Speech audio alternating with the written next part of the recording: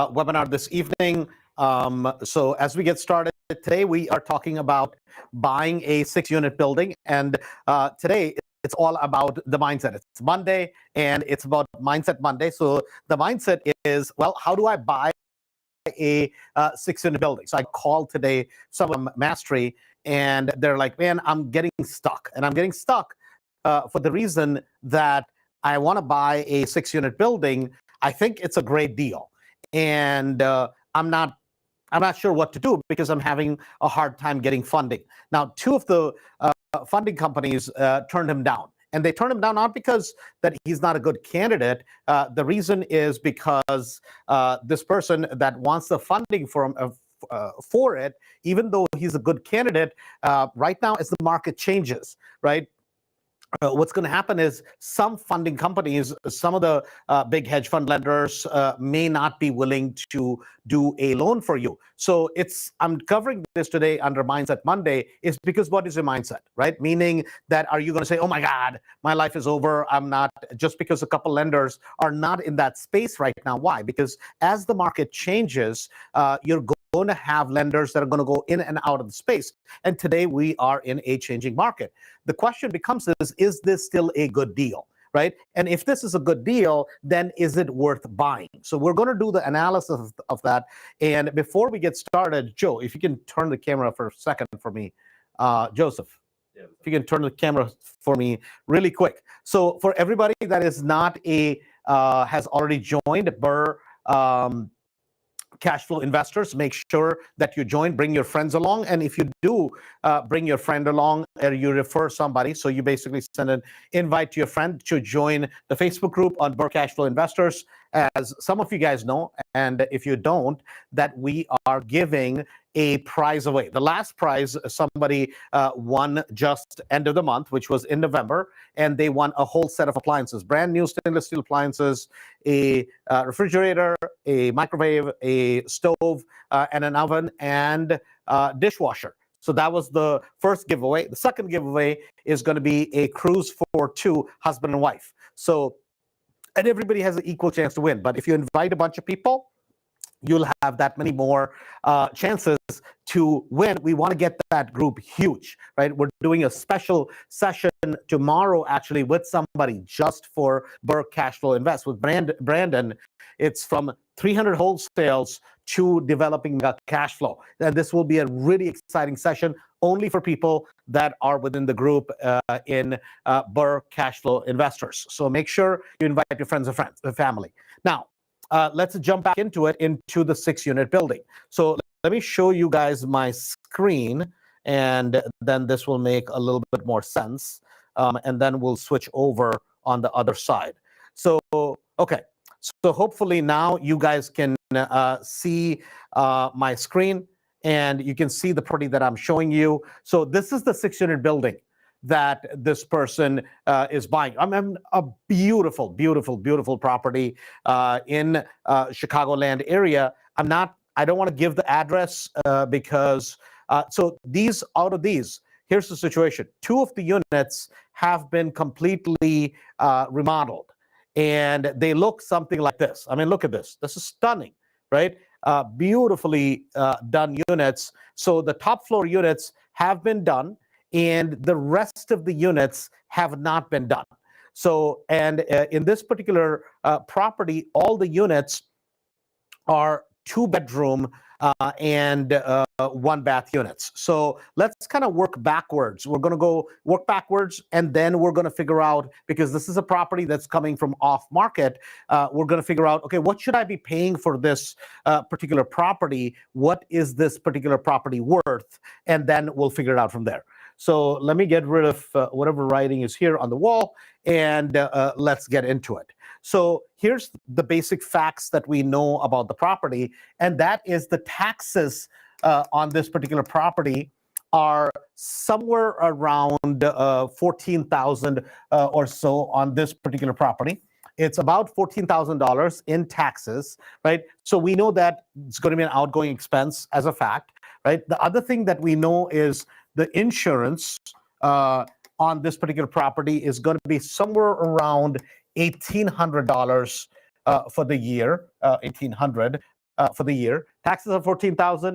Insurance is $1,800, and then this has boiler heat. So you're going to have some common area maintenance that you're going to have to do. So I'm going to do the numbers backwards, because the situation is that somebody from Mass Street that went out, looked at this property, and the seller's like, "Hey, I want to sell it. I'm motivated, but you have to close this deal by the end of December.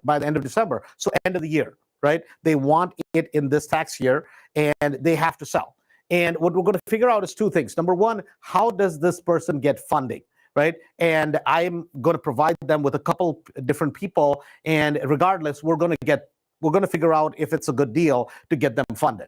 And then the second part of it is going to be is what are you going to offer to the seller in terms of making it worthwhile? And remember, right, because this person happens to be from Mass Street, they want to buy the property, they want to rehab the property, and they want to be all in the deal after repairs, after everything. They want to be all in for about 75%, right, of the value of the property, because that's the only way they're going to be able to recycle 100% of their cash out. That's what they're trying to do, get it as close to 100% so they don't have to have pocket money out of pocket. So let's look at the other expenses. What are going to be the other expenses? Well, you're going to have some common area heat. You're going to have a little bit of money going out for water, because that's going to be, it's on, the water is shared. And you're going to have a little bit of common area maintenance. So what is that number going to come to? So we don't know the exact number, but we're going to guesstimate approximately it's going to be about $350 a month is what it's going to be. Maybe a little bit less, maybe a little bit more, but $350 I feel pretty good with. So UTILI.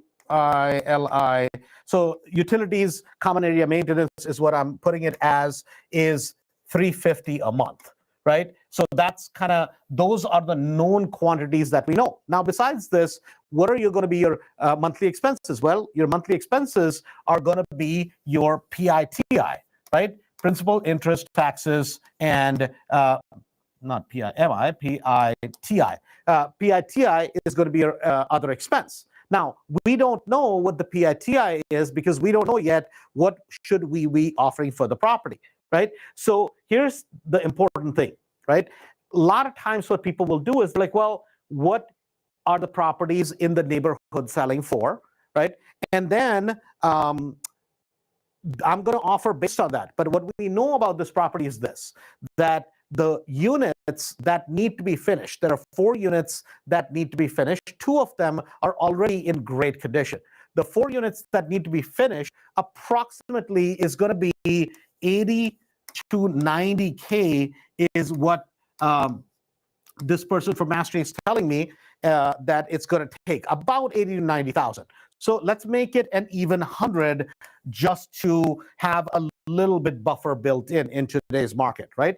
That's going to be the amount of money to be able to finish those units out completely and get it up and running. Now, in this particular building, there is a need for a new boiler as well. So that may be something, and that is built into that. The roof is pretty decent, but at the going into the next year, this year it'll go through, but probably a little bit of repairs on the parapet walls, and the roof is going to be needed. So I'm accounting for all of those things in this $100,000, right? I'm going to erase this. So that we know that this is going to be the rehab amount. So what does our formula say? So what I did was this. I went back and I looked at all the sales that had happened in that particular area for properties that are pretty decent condition, right? I'm not taking over the top properties that sold for too much, right? Why am I not taking that, even though this property is going to be really, really, really spectacular? Well, interest rates have gone up, right? In higher interest rates, guess what's happening to the market? The market's kind of coming down. So even though I could justify a value of 550 to 600 in this property, I'm not doing that, right? I'm taking the ARV after fix up, a very, very, very conservative number. I'm taking the number at $500,000, right? That's my number, is 500K. Now, of the 500K, if that's the value that I get after the property is completely fixed up, then what am I going to be able to refi this for? So I'm going to be able to refi about 75% of that number. So 500,000 times 0.75 gives me 375, right? That's the maximum number I'm going to be able to refinance. And so that's going to be for 100% refi out. Refi, okay? That's going to be 375. Now, out of this, I know I need to subtract another 100,000. So now I'm down to what? 275, right? That's my number, 275. So now 275, guess what? There's a little bit of expense here. What about the payments you're going to make while you have the property, right? What about any other additional expenses? What about some closing costs? What about those types of expenses? You're going to have another $20,000 or $30,000 in expenses that you're probably going to run into. So if I have to put aside another $25,000 or so, ideally, this minus 25K, this property should be being bought for about 250, right? And this particular person from Mastery is buying this particular property a little bit higher, right? I'm not going to give away their price, and reason I'm not is because I don't want to kind of bust in on their deal. That's not that wouldn't be fair. I want them to make sure they get the property. But what my point is this, right? When this person called me, they already have a bunch of properties. I think they're 14, 15 doors, or maybe even more at this point, right? And they're like, Andrew, I really don't want to wholesale it. I want to do this deal. I want to keep this property. I don't mind coming out of pocket a little bit of money, but I don't want to leave a lot of money in the deal, right? And so what happened is two lenders said, well, not really. Right now, we're not willing to do, we'll do up to 4 units, right? But we're not willing to do 5, 6 units right now. That doesn't mean there's not a lender out there that won't do it, but the amount of money they want to get tied up into the property is going to be an issue. So to me, the number that they have the property under contract is a little bit higher. I think that number needs to come down minimum by $20,000. Now that's just my personal suggestion. Does that mean that it's going to be bad? No, not at all. But if the goal is to get 100% out, then what is the number going to be? So I want to kind of move this forward, and I want to look at what are they going to make on this particular property if they actually buy the property and keep that number under about 375 or so. How much money are they going to make? So let's just look at the numbers.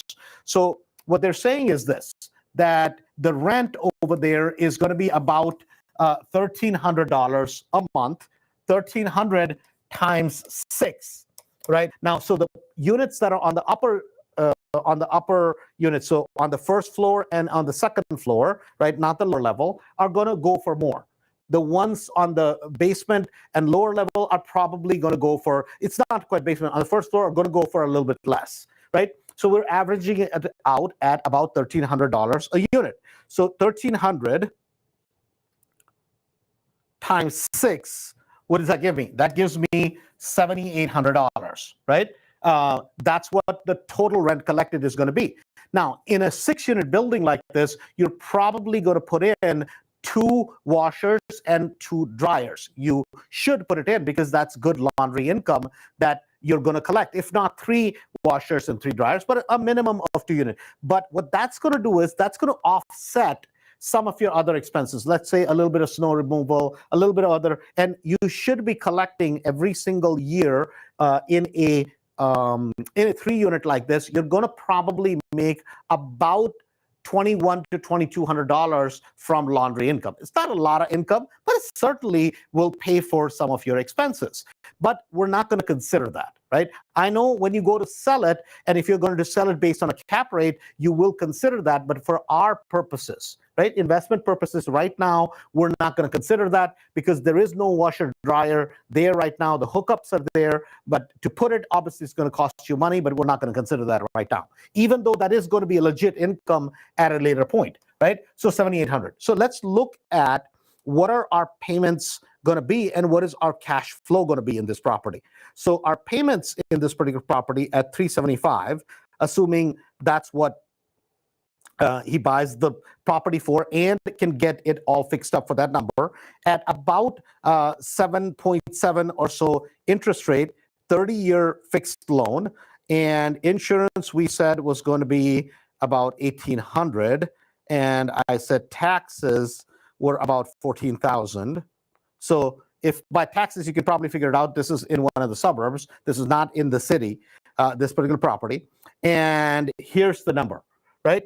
His number every single month is going to be about $39.90. And well, you know what I'm going to do? I'm going to put one more number in. Here's $350. Okay. So it's going to be $4,340. Okay.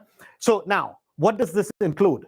This includes your principal, interest, taxes, insurance, and every single month, I put an additional $350 in expenses that may be other things. They may be, it's like water, heat, some common area maintenance, a little bit of snow removal, that kind of stuff, expense, grass cutting that you're going to incur during, in summer, it's going to be grass, in winter, it's going to be maybe sometimes you may have to remove snow, put some salt down, those types of things, right? So I have that built in there. So now look at this, that at $7,800 in cash flow, right, minus 4,340, right? That's, guys, from one building, it's $3,400, $3,460 in cash flow from one darn property, from one 6-unit property. I mean, think about that, right? That is unbelievable, right? That is unbelievable. $576. Now, this is because he's trying to basically refinance every penny that he has in it out, right?